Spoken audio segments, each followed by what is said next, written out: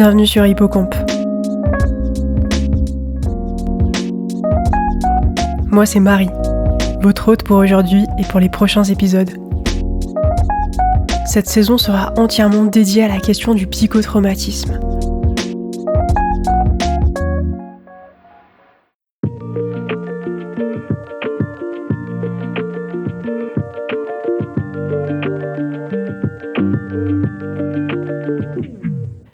Bienvenue dans ce nouvel épisode d'Hippocampe Podcast.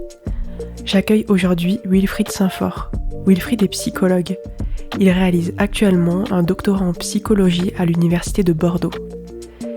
Sa thèse porte sur les troubles des conduites alimentaires avec un accent particulier sur leur aspect émotionnel et traumatique. Vous pouvez le retrouver sur les réseaux sociaux sous le nom de Psychespoir. Vous l'aurez compris, nous allons donc aujourd'hui aborder les TCA en essayant de voir quels sont les liens avec des événements traumatiques passés. Je vous souhaite une très belle écoute.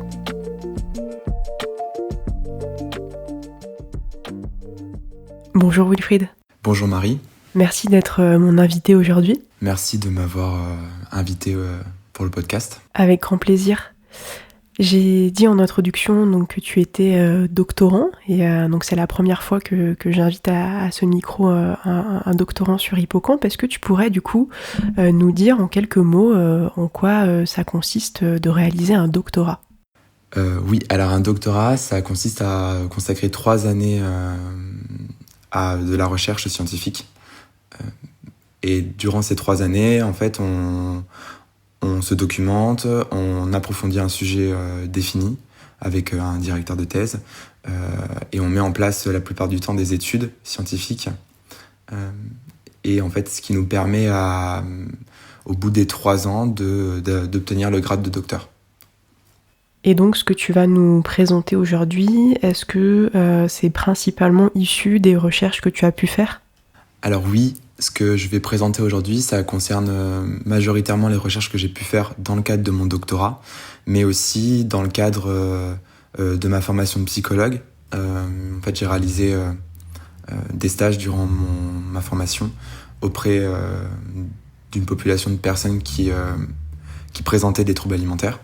Donc en fait, finalement, ce que je vais présenter aujourd'hui, c'est un regard croisé entre pratique clinique et pratique de recherche. Pourquoi est-ce que tu as choisi ce sujet-là de thèse spécifiquement ?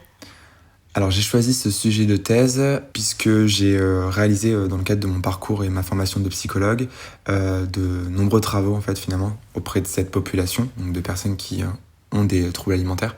Et en fin de licence 3, j'avais commencé par un mémoire sur l'anorexie mentale et les conduites suicidaires en lien avec l'attachement. Et en fait, j'ai vraiment trouvé une appétence particulière autour de ce sujet-là. Je le trouvais très intéressant. Et de fil en aiguille, en fait, de par les stages, de par les lectures que je faisais, en fait, c'est un peu tombé comme une évidence de réaliser une thèse sur ce sujet. D'autant plus que ce sujet, il n'est pas majoritaire dans la littérature scientifique. C'est des troubles mentaux qui sont moins étudiés que d'autres. Et notamment, la spécificité de ma thèse, c'est de m'intéresser à des comportements alimentaires, qu'on appelle aussi désordres alimentaires. Et ça, c'est encore moins étudié. Donc c'est pour ces raisons que j'ai choisi un sujet comme celui-ci. Merci pour ces éléments concernant donc, ton parcours. J'aimerais maintenant qu'on rentre un peu plus dans le vif du sujet et donc qu'on puisse déjà peut-être définir notre sujet du jour. Comment toi, du coup, tu pourrais définir en quelques mots qu'est-ce que les TCA ? Alors, un TCA, en quelques mots, c'est des troubles mentaux qui se caractérisent par une perturbation du comportement alimentaire, mais également des éléments qui gravitent autour, tels que les cognitions, donc les pensées, tous les processus en fait finalement en lien avec le fonctionnement psychologique autour de l'alimentation. Donc en fait, il y a une interaction entre ces processus-là et le comportement alimentaire qui engendre une gravité plus ou moins importante et qui se décline sous plusieurs troubles. On distingue les troubles des conduites alimentaires et les troubles de l'ingestion d'aliments. Donc moi je me concentrerai principalement sur les 3 principaux troubles des conduites alimentaires, tels que l'anorexie mentale. Donc l'anorexie mentale qui se caractérise par finalement une perturbation de l'image du corps qui est en lien avec des comportements de restriction. En fait, la personne est amenée à avoir des comportements qui visent à réduire son indice de masse corporelle. En fait, il y a une perte de poids qui fait partie des symptômes de l'anorexie mentale et également en fait une perturbation de l'image du corps. En fait, si je dois vulgariser ce trouble, ce serait comme ça que je le présenterai, sans rentrer dans vraiment les critères spécifiques. On distingue 2 sous-types d'anorexie mentale. La première, c'est une anorexie mentale restrictive, où là, du coup, la personne, elle s'adonne principalement à des comportements de restriction. Mais on distingue également l'anorexie mentale de type accès hyperphagique purgatif, où en fait la personne présente également de la restriction, mais aussi des compulsions qu'elle compense par des stratégies purgatives type vomissement, prise de laxatifs, hyperactivité physique, par exemple. Ensuite, on a la boulimie. Donc la boulimie, c'est un trouble alimentaire qui se caractérise par des accès hyperphagiques, donc de l'ingestion de grandes quantités d'aliments dans un court laps de temps avec une perte de contrôle. Et dans la boulimie, la personne va venir compenser ces accès hyperphagiques avec des comportements compensatoires. Et le dernier trouble alimentaire, dans ces 3 principaux, c'est l'hyperphagie boulimique ou trouble des accès hyperphagiques, où là, la personne présente des accès hyperphagiques qu'elle ne compense pas. Donc ce qui peut amener, la plupart du temps, ça amène à une prise de poids, alors que dans la boulimie, étant donné que c'est compensé, il n'y a pas de prise de poids. Et dans l'hyperphagie boulimique, il y a une prise de poids et c'est un facteur de risque en fait, de développement de surpoids ou d'obésité. Donc j'entends qu'il y a 3 types de troubles qui sont donc l'anorexie mentale, la boulimie et donc l'hyperphagie boulimique. Est-ce que tu pourrais nous donner quelques éléments chiffrés et nous dire donc quelle est la prévalence de ce trouble ? Une prévalence étant une donnée donc, qui va permettre de quantifier le nombre de personnes qui présentent, dans notre cas aujourd'hui, un TCA. Oui, alors en termes de prévalence, en fait, on a des données épidémiologiques qui sont assez disparates, il n'y a pas tellement de consensus. Santé publique France indique qu'il y aurait en France entre 800 000 et 900 000 personnes qui souffriraient d'un trouble des conduites alimentaires. On a des données un peu plus larges, issues de revues systématiques, qui montrent qu'il y aurait environ 20% de la population mondiale qui serait concernée par un trouble alimentaire ou un désordre alimentaire, c'est-à-dire pas tout à fait un trouble alimentaire identifié, mais une perturbation en fait, finalement, du comportement alimentaire. Mais quand on regarde des données plus précises et très rigoureuses avec de gros échantillons, en fait, on constate que les prévalences des études individuelles, elles sont assez surévaluées et que finalement, on constate qu'il y a vraiment une augmentation dans nos sociétés des troubles alimentaires, mais peut-être que les chiffres sont un peu gonflés. Mais en fait, ce qu'on peut dire majoritairement dans les troubles des conduites alimentaires, et ça, il y a un plus gros niveau de certitude, c'est qu'en fait, dans nos populations, il y a en termes des 3 types de troubles alimentaires, les personnes les plus concernées, ce sont les personnes qui ont une hyperphagie boulimique, suivies des personnes qui ont une boulimie, et les personnes les troubles en fait finalement qui sont les moins présents, ce sont les troubles, l'anorexie mentale en fait. Est-ce que tu peux nous dire s'il y a plus de femmes que d'hommes qui sont touchés ? Alors, on pourrait dire qu'il y a plus de femmes que d'hommes touchés par ce trouble parce que c'est ce que les études montrent pour le cas de l'anorexie et de la boulimie, un peu moins pour l'hyperphagie boulimique. Mais moi, j'apporterai de la nuance parce que on sait que dans la recherche, c'est davantage des femmes qui participent aux études que les hommes. Donc du coup, c'est difficile d'avoir une représentation objective, en fait, finalement, du ratio entre les hommes et les femmes dans ces troubles. On sait par contre que on sait par contre que tout ce qui touche à l'image du corps dans nos sociétés et à l'intériorisation des idéaux corporels dans nos sociétés sont différents entre les hommes et les femmes. Et on sait que historiquement, les femmes ont été beaucoup plus soumises à des exigences en termes de corporalité, d'apparence. Par exemple, pour les femmes, c'est très majoritairement ciblé sur la minceur, la maigreur même, on pourrait dire. Tandis que chez les hommes, on est de plus en plus sur l'aspect musculaire. Donc du coup, on est encore en train de chercher dans la recherche les spécificités des troubles lorsqu'on parle d'hommes ou de femmes. Et on est même sur l'investigation de nouveaux troubles tels que la bigorexie, qui est en lien du coup avec l'apparence musculaire finalement, mais qu'il faudrait quand même dissocier de l'addiction à la pratique physique et sportive. Enfin, on est vraiment dans ces débats de conceptualisation en fait finalement sur ces nouveaux, si je puis dire, troubles. Ok. Quels vont être les facteurs de risque associés au développement d'un TCA ? Le premier, c'est les expériences adverses vécues durant l'enfance. Mais en fait, c'est un facteur de risque qui est commun à, pour ne pas dire l'ensemble des troubles mentaux. On sait que c'est un facteur qui est présent pour pas mal de troubles. Donc du coup, l'intérêt, c'est d'aller chercher qu'est-ce qui en fait va prédisposer un individu qui a vécu des expériences adverses au développement d'un TCA et pas par exemple d'une dépression. Donc c'est des facteurs qui sont assez distaux et qu'en fait finalement on peut pas manipuler parce que généralement les personnes en fait on peut pas manipuler expérimentalement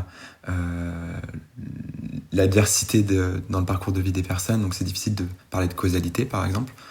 Mais par contre quand on s'intéresse à des facteurs de risque qui sont un peu plus proches, donc de l'apparition d'un trouble des conduites alimentaires et des facteurs de risque spécifiques. On parle de l'intériorisation de l'idéal de minceur, de comparaison sociale. Et donc ça, c'est des facteurs qui sont très socioculturels, mais qui ont une importance majeure dans le développement des troubles alimentaires. En fait, on a tous plus ou moins conscience de ces idéaux-là, mais les personnes qui ont des troubles alimentaires, c'est quelque chose qui est ancré dans le processus identitaire. C'est pour cela que vraiment en termes de facteurs précipitants, donc qui précipitent l'apparition du trouble, on parle de restrictions alimentaires.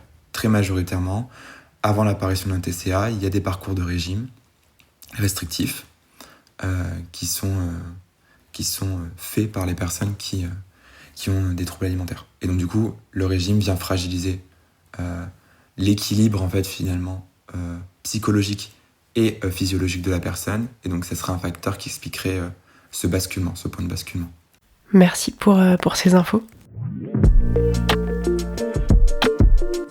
Je vous propose d'écouter, ou plutôt de réécouter, le témoignage de Laurine, qui était une de mes invitées dans la saison 1 et qui a témoigné sur son parcours, qui a vécu de nombreuses années avec des troubles des conduites alimentaires.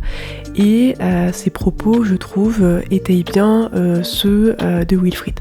J'ai voulu faire un petit régime, comme le font beaucoup de jeunes filles à l'arrivée de l'été. Et malheureusement pour moi, le petit régime n'a jamais cessé.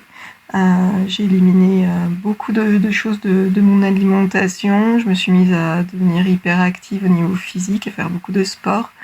Et en fait, en quelques mois, j'ai perdu une vingtaine de kilos. Donc c'était de l'anorexie mentale, ce qu'on appelle de l'anorexie mentale. Je refusais de m'alimenter, ça me faisait peur. Et ça m'a conduite à me faire hospitaliser en pédopsychiatrie à l'âge de 18 ans, à la suite de ma première année de fac, car mon poids était beaucoup trop bas et c'était très inquiétant au niveau de ma santé.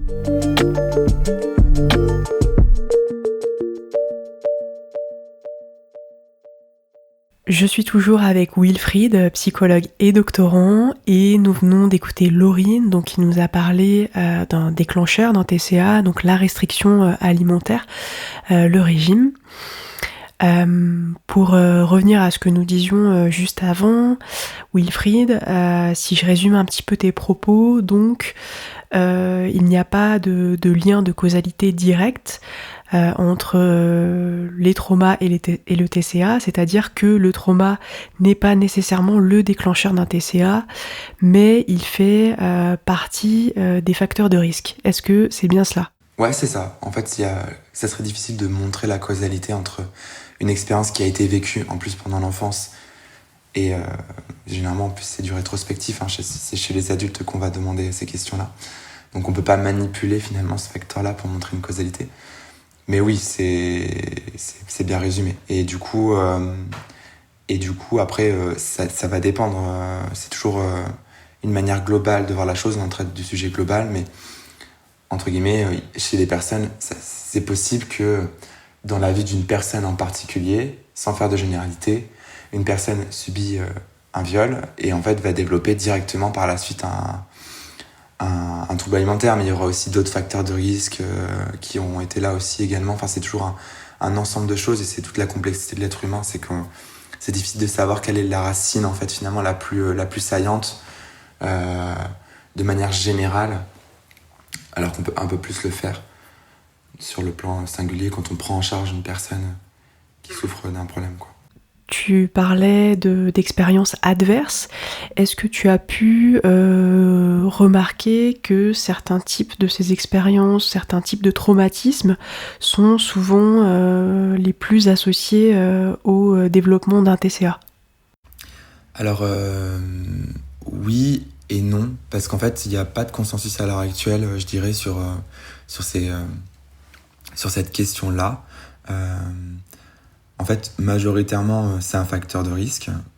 Après, il y a eu beaucoup de travaux sur les abus sexuels vécus durant l'enfance. Parce que pour le coup, c'est des formes d'abus qui sont très, très perturbantes sur l'aspect corporel et l'identité corporelle. Et c'est des expériences qui sont très, très marquantes. Après, il n'y a pas forcément... en fait, ça a été un peu remis en question ces dernières années. Ces dernières années, on est aussi sur des formes de négligence. En fait, dans les expériences adverses vécues durant l'enfance, on distingue 3 catégories. Les abus.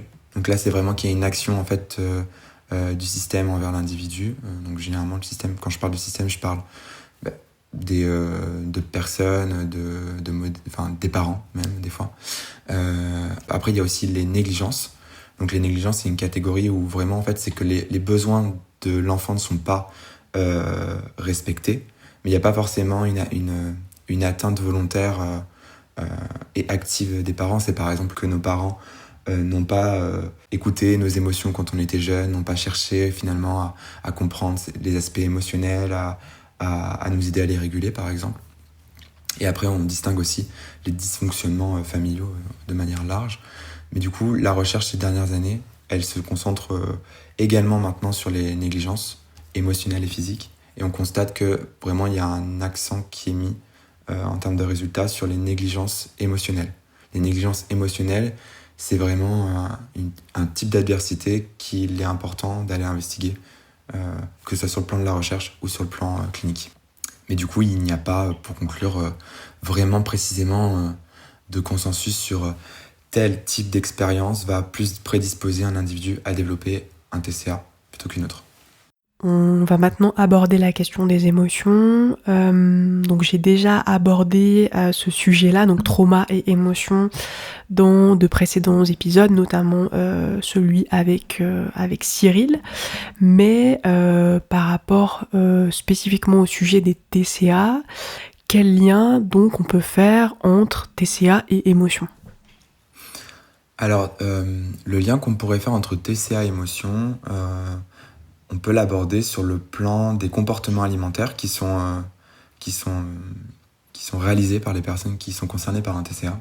En fait, ces comportements alimentaires, donc je peux en citer quelques-uns comme les accès hyperphagiques, j'en ai parlé tout à l'heure, la restriction alimentaire, ou les conduites de purge, en fait, elles ont un effet sur l'aspect émotionnel de la personne. En fait, ça peut être conceptualisé comme des stratégies de régulation émotionnelle, après, qui ne sont pas forcément adaptatives. Et dans tous les cas, on sait également que l'alimentation véhicule et est très en lien avec les émotions. Mais donc du coup, quand un individu ressent des émotions et qu'il a un trouble alimentaire, il peut y avoir une fenêtre de tir sur le fait de réaliser en fait ses comportements. Par exemple, avant un accès hyperphagique, on constate qu'il y a souvent une forte intensité émotionnelle que la personne va venir amoindrir, mettre sous le tapis avec un accès hyperphagique. Il y a aussi des liens avec émotions, psychotrauma et TCA, c'est-à-dire que lorsqu'un individu a vécu des expériences adverses durant son enfance ou des formes de trauma autres, en fait, il intègre mal ses capacités de régulation émotionnelle au cours de son développement. Et en fait, finalement, c'est aussi ce qui pourrait expliquer en fait, finalement, le lien entre psychotrauma, émotion et TCA.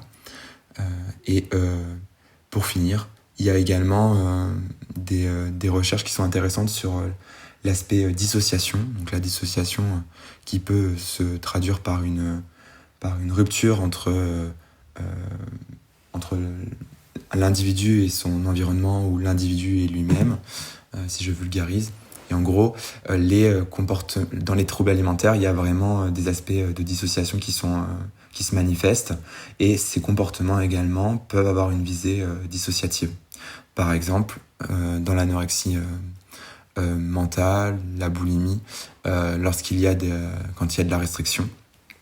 La restriction sert également à éviter l'aspect émotionnel et à se dissocier. Puisqu'en fait, il y a à la fois il y a vraiment un aspect corporel où lorsque on se restreint sur le plan alimentaire, on restreint également ses fonctions cognitives parce que l'amaigrissement et le manque de nutriments, en fait, finalement, va un petit peu nous anesthésier sur le plan cognitif. Et ça, c'est des propos qui sont souvent rapportés par les patients ou même dans des travaux scientifiques. Est-ce que l'on peut parler d'une certaine forme d'autorégulation émotionnelle à travers ces conduites alimentaires ? Moi, je suis assez sensible à ce terme. C'est également la raison pour laquelle on peut, dans certains cas, considérer que certaines formes de troubles alimentaires sont en lien avec l'addictologie. Il y a ce débat encore dans la littérature scientifique qui est toujours actuel sur le fait de conceptualiser ou non les troubles alimentaires comme des formes d'addiction comportementale. C'est un peu plus difficile pour l'anorexie mentale, même s'il y a encore des débats. Mais du coup, ce qui me permet en fait de parler de la fonction du comportement, et c'est vrai que ça c'est important d'aller investiguer dans les troubles des conduites alimentaires, la fonction du trouble et des comportements qui sont observés dans le trouble. On constate qu'il y a une forme de fonction de régulation émotionnelle, quand on va un peu plus loin, dans les troubles des conduites alimentaires.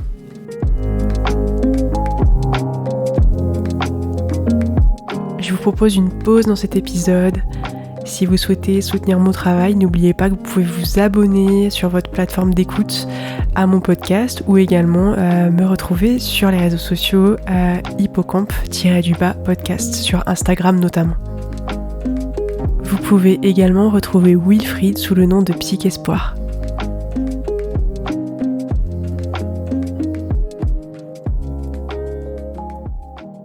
Voilà, nous arrivons à une partie, donc on va aborder les pistes de solutions et de soins. Par rapport à ça, j'aimerais te demander, est-ce que on va toujours, entre guillemets, chercher s'il y a du trauma auprès d'une personne qui souffre de TCA pour l'accompagner ? Et si c'est le cas, qu'est-ce que on va chercher à traiter en premier? Le trauma, les TCA, les deux, comment ça se met en place? Ok. Alors, quand on exerce auprès de ce public, en tant que professionnel de santé, à mon sens, c'est important d'avoir cette question en tête du trauma. J'aime beaucoup les principes de l'approche trauma informée. Donc, je sais que tu en avais parlé pendant le podcast, dans un épisode. Et je pense que c'est une approche qui s'applique également aux troubles des conduites alimentaires. Et en fait, quand on a des patients qui ont des troubles alimentaires, c'est important d'être alerte sur ces questions-là, du trauma, et d'anticiper, par exemple avec un lieu sécurisé, parce que quand on a vécu des adversités, on est sensible à ces questions-là, de la sécurité. Rien que pour construire une alliance avec son professionnel de santé, c'est important de se sentir en sécurité. Donc vraiment mettre l'accent là-dessus, ne pas hésiter en fait finalement à aller poser des questions aux personnes qu'on rencontre pour aller investiguer le trauma. Après, la question de quoi traiter en premier, c'est une question qui est complexe et qui nécessite finalement de s'adapter à la pathologie de la personne et à sa sévérité. Lorsqu'il y a une sévérité trop importante, donc c'est-à-dire que le TCA engendre un risque vital pour la personne, l'accent doit être mis sur l'aspect nutrition, réadaptation en lien avec les symptômes du TCA. Et c'est dans un second temps qu'on va venir investiguer, premièrement, si il y a des troubles de type trouble de stress post-traumatique et comment est-ce qu'on les traite en fonction de la sévérité du trouble, ou alors est-ce qu'il n'y a pas de trouble de stress post-traumatique malgré le fait qu'il y a eu des adversités qui ont été vécues, mais comment est-ce que ces adversités, on peut les relier au TCA pour mieux comprendre de façon globale finalement le tableau clinique en fait entre guillemets de la personne. Dans le cas d'une personne qui est donc concernée par des TCA avec des vécus traumatiques, quelles sont les thérapies qui peuvent être proposées? En fait, la question des prises en charge et des formes de thérapie spécifiques à la question à la fois des troubles alimentaires et du trauma, à ce jour, il n'y en a pas de validé scientifiquement. C'est encore des travaux qui sont en cours. Mais du coup, sur cette question du trauma, il y a des approches et des thérapies qui sont validées et présentées comme efficaces, comme le MDR par exemple. Il y a de nombreux travaux qui montrent que le MDR, et c'est même recommandé par l'Organisation mondiale de la santé pour le traitement de troubles de stress post-traumatique. Après, si on est dans une approche un peu plus intégrative en termes de trauma, sans forcément parler de troubles de stress post-traumatique, on a des approches qui sont nouvelles, qui sont psychocorporelles et qui sont intéressantes à mon sens d'aller tester scientifiquement, comme par exemple l'approche sensorimotrice, l'approche intégration du cycle de vie. Donc en fait, c'est des nouvelles formes de thérapie qui mettent aussi l'accent sur à la fois l'aspect cognitif et à la fois aussi l'aspect corporel. C'est qu'on va aussi travailler l'aspect corporel. Le MDR, c'est d'ailleurs une forme de thérapie psychocorporelle. Mais du coup, c'est des techniques qui sont différentes en fonction des psychothérapies. Moi, je suis pas spécialisé dans une psychothérapie centrée sur en lien avec le trauma. Mais l'idée, ça serait donc de développer une forme de psychothérapie avec des techniques qui intègrent à la fois un traitement des troubles alimentaires et aussi du psychotrauma. C'est intéressant en effet de voir la pluralité des approches qui peuvent exister, même si j'entends bien que à l'heure actuelle, il n'y a rien encore de spécifique à ces deux problématiques-là communes. Quel conseil tu pourrais donner à la fois aux personnes concernées et à la fois aux professionnels qui nous écoutent et qui donc soit vivent ces problématiques, soit accompagnent ces problématiques? Sur le plan des personnes concernées, c'est davantage sur l'aspect l'accès aux soins. Je pense qu'il faut être alerte, c'est-à-dire que c'est important d'aller de se rapprocher de professionnels de santé, notamment de santé mentale, avec qui on a une liberté de parole, avec qui on se sent en sécurité. C'est également important d'avoir une approche pluridisciplinaire. Enfin, il y a beaucoup de collègues qui travaillent dans ce champ-là qui le rappellent, mais c'est vraiment important d'avoir à la fois un aspect diététique avec des diététiciens, un aspect psychologique avec des psychologues, mais aussi psychiatrique et médical avec des médecins généralistes ou des médecins psychiatres. Et aussi de faire attention vers qui on se tourne, parce que tous les professionnels de santé ne sont pas spécialisés sur ces questions-là, n'ont pas les connaissances pour aider au mieux. Donc c'est important d'aller questionner son professionnel de santé sur ses capacités à aider dans ce type de prise en charge. Et c'est aussi important, à mon sens, de faire attention parce qu'il y a de plus en plus de pratiques alternatives autour des troubles alimentaires, des gens qui ne sont pas forcément formés et qui ne sont pas des professionnels de santé. Donc vraiment de faire attention à ces questions-là lorsqu'on souhaite débuter une prise en charge pour se rétablir de son TCA. Et sur le plan des professionnels de santé, je dirais que c'est important de faire attention à la stigmatisation. Parce que la stigmatisation, c'est vraiment quelque chose qui peut nuire aux soins des personnes concernées par les TCA. Faire attention à son vocabulaire, ne pas parler d'une personne qui a des troubles alimentaires comme identification de trouble. C'est-à-dire qu'on évite les mots comme patient anorexique, patient boulimique ou patient hyperphage, parce que c'est des choses qu'on peut entendre dans des centres même spécialisés dans les TCA. Donc ça, c'est des premières choses qui sont importantes à aller questionner. Et j'en parlais tout à l'heure, mais du coup, être alerte à ces questions du trauma dans les TCA, vu que c'est le thème du podcast aujourd'hui. Vraiment, je pense que à l'heure actuelle, c'est important d'avoir ces questions-là en tête et de se concentrer aussi sur ces aspects-là. On arrive à la fin de cet épisode. Est-ce que tu aurais un mot de la fin à nous donner ? En mot de la fin, moi je crois vraiment à l'aspect prévention dans le champ de la santé mentale. Et c'est important d'avoir en tête la prévention des troubles alimentaires parce qu'on a tous notre rôle à jouer sur notre comportement auprès des enfants, auprès de nos pairs, sur les aspects corporels et sur ce facteur de risque en fait qui est l'idéal de minceur dans nos sociétés. Pas faire de commentaires sur le poids de nos proches. Je pense que maintenant c'est important de sortir de ces considérations-là, de pas, même si on voit ça comme quelque chose de positif, ne pas dire à quelqu'un c'est super, je trouve que t'as maigri, parce que du coup on infère le fait et on véhicule encore le fait que le fait de maigrir c'est quelque chose de bien, alors que non en fait finalement.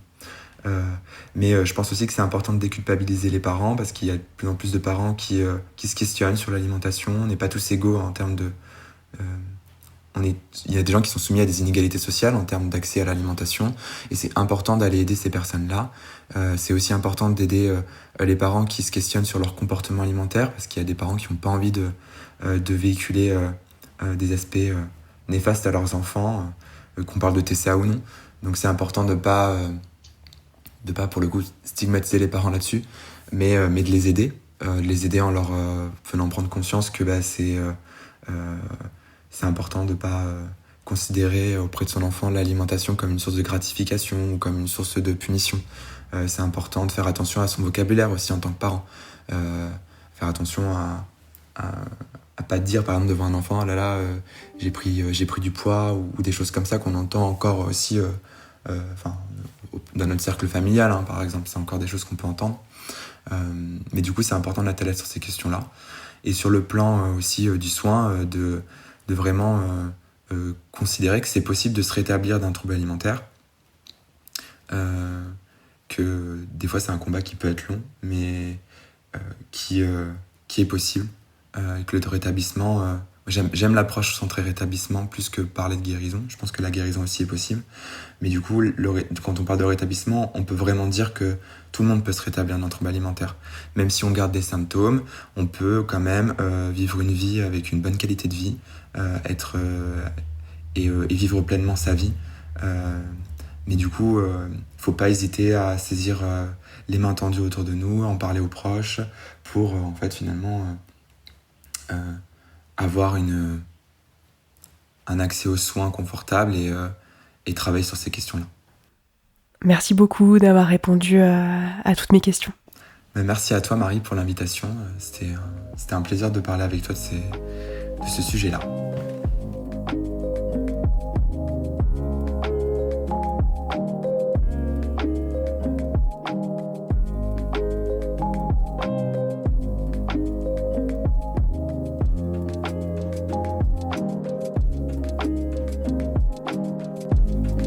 Merci d'avoir écouté cet épisode en intégralité. Je vous donne rendez-vous dans quelques semaines pour un nouvel épisode sur la question cette fois des addictions. Je vous dis à très vite.